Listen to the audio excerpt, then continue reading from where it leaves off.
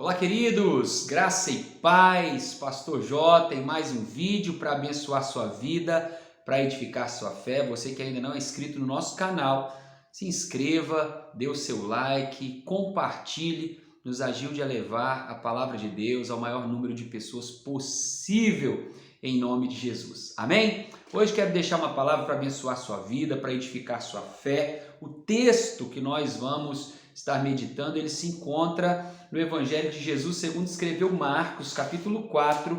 E aí, depois você procura lá, versículo 35 em diante, a tempestade se submete a Jesus. Ontem nós tivemos um culto abençoado na igreja, nosso irmão Samuel ministrou uma palavra com base nesse texto, e com base na palavra que ele deixou, eu gostaria de deixar algumas aplicações para a sua vida.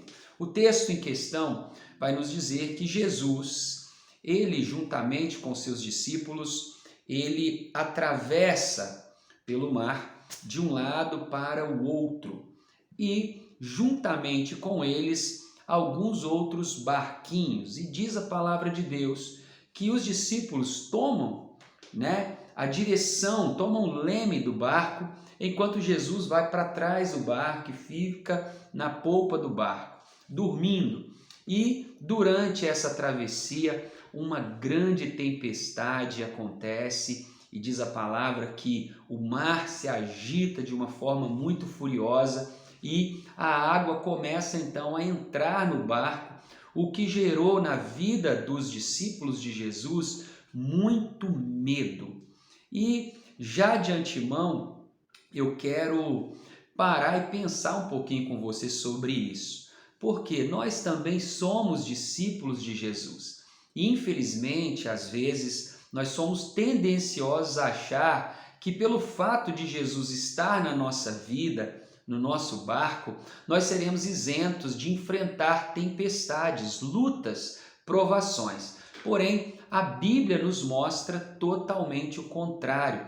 O fato de Jesus estar conosco não quer dizer que nós não teremos mais problemas, mais adversidades.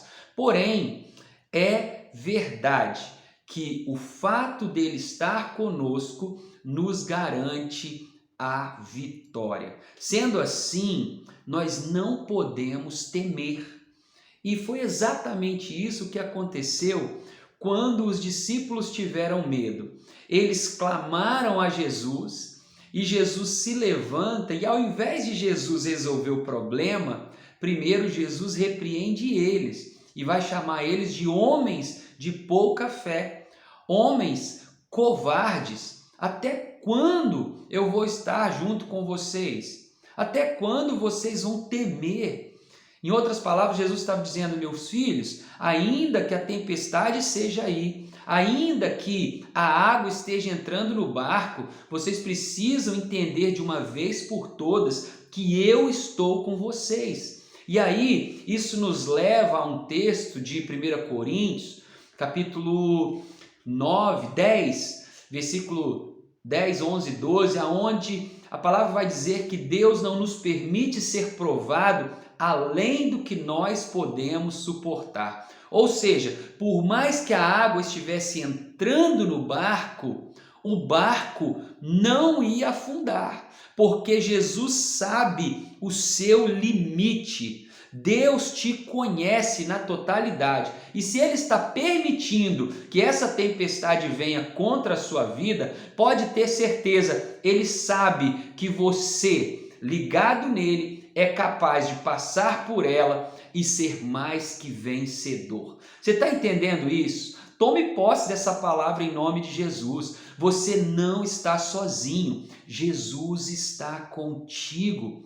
E você precisa entender que enquanto você acha que está no controle, as coisas sempre vão estar mais difíceis. Mas quando você ora, quando você clama, quando você busca, Deus te responde. E foi exatamente isso que aconteceu. Quando eles buscaram a Jesus, agora Jesus que estava na parte de trás do barco, ele vai para frente do barco. Ele toma o controle da situação. E diz a palavra de Deus que ele libera uma palavra.